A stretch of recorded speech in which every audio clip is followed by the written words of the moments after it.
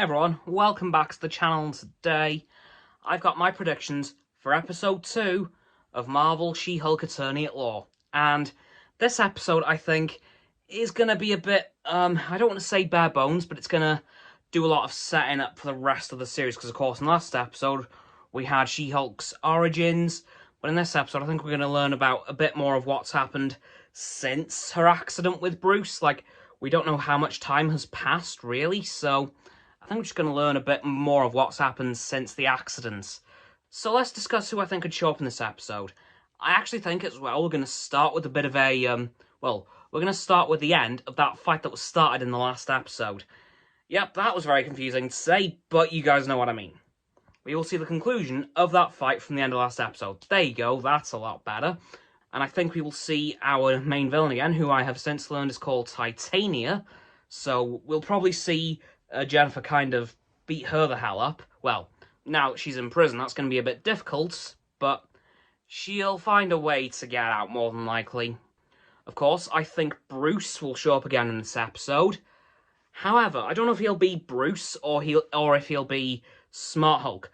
By the way, I've got a much better name for him. Hybrid Hulk. How do we feel about that one? Because that sounds a bit better to me, at least. So I think we could see him in either Bruce form or Hybrid Hulk, as I'm now going to call him. Don't know about you guys, but I think that's way cooler. Daredevil. I sincerely hope he shows up in this episode. Even if it's just Matt Murdock and not actually Daredevil, I will absolutely take that, because we know he's showing up in this series, and I think now could be a good time to do so. As for Wong, I think he might show up a bit later on in the game. Like, I reckon he'll be like a mid-season character that they throw in for the rest of the series. But yeah, I think Wong's probably a couple of episodes away yet. But Daredevil could show up potentially in this episode. Who actually knows? Because I really don't. I've got to be honest, last week's predictions were so easy because well, it was just the building blocks for the first episode. It wasn't really that hard to predict. But this episode does have me a bit stumped, as last episode was very much a self-contained kind of story.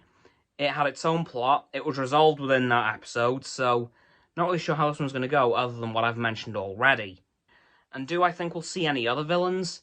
Possibly Abomination, although again, I think much like Wong, he'll be like a mid-season character that ends up showing up in like episode 4. Possibly 5. I don't quite know yet. But anyway, guys, that's going to do it for this very basic predictions for episode 2 of She-Hulk-Attorney-at-Law. So please, like this video, subscribe to my Roxanne's and Frost's YouTube channels. Their links in the description, of course. My sub button, down there.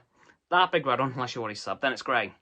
Thank you for that, by the way. And once you've done that, please don't forget to click all 3 of our bell icons to get all 3 sets of our notifications. Comment as well, because why not? Let me know what you think's going to happen in this episode of She-Hulk tomorrow.